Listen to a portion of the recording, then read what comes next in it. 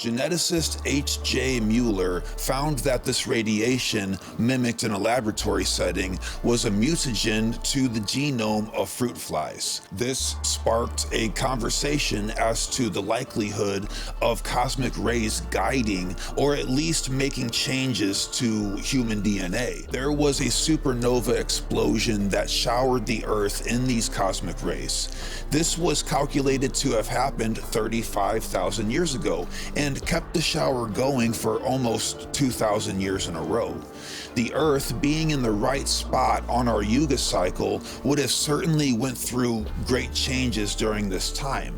This so happens to be when ancient texts describe the rise and fall of a golden age on Earth.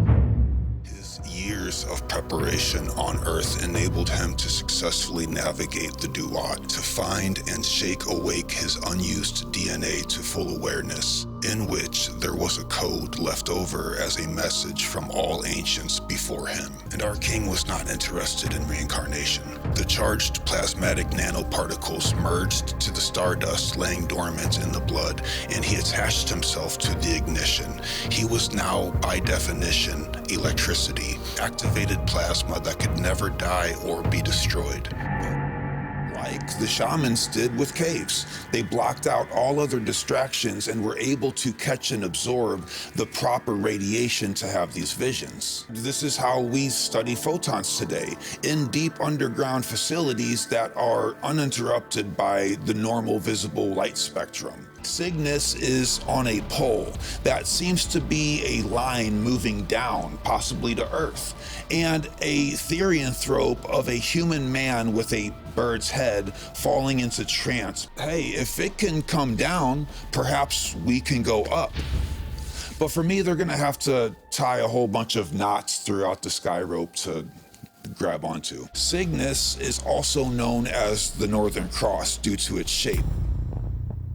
It is the same story in stone worldwide, from the bird effigy mounds in North America to the Olmec centers in Mexico, the Incan sacred city of Cusco, the Egyptian pyramids in Giza, the Hindu temples of India, to the Irish and British megalithic stone complexes of Newgrange and Avebury, all of which seem to reflect an age-old interest in Cygnus. Cygnus X-3 was the first identified cosmic particle accelerator in the galaxy.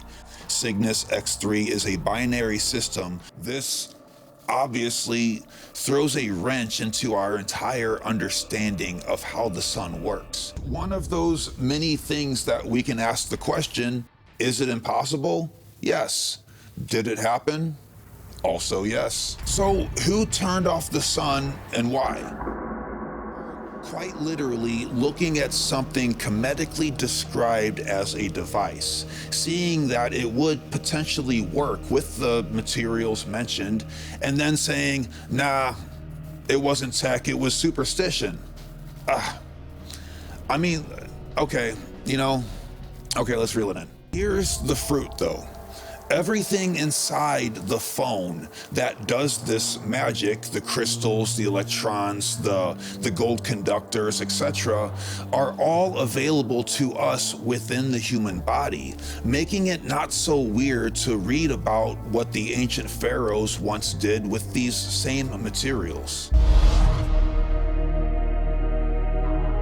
It is no longer fringe that the ancient megalithic sites utilized sound frequency manipulation by design. The resonant modal patterns all featured strong antinodes at the outer walls, with appropriately configured nodes and antinodes interspersed toward the central source.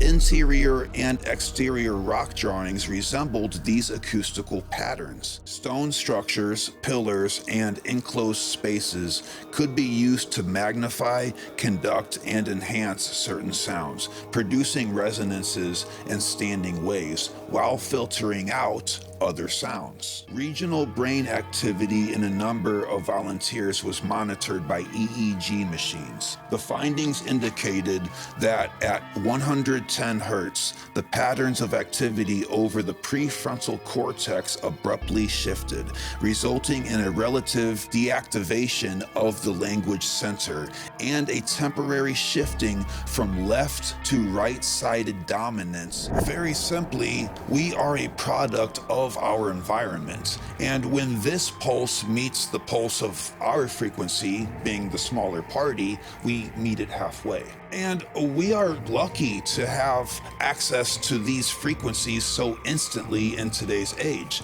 To synchronize with the vibe of Earth, once upon a time, required carefully calculated drumming and chanting, which essentially did the same thing.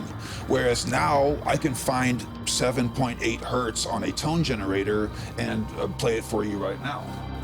Bird of Cygnus being the oldest glyph and constellation, well, here?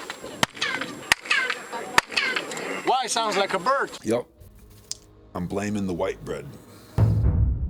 Fringe ideas like telepathy, something we have indeed done with staggeringly positive yet not so repeatable results.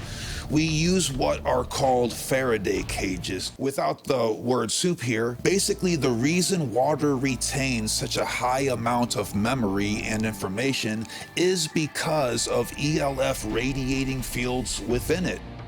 Whoa. And here we all are, made up of the same water that does this.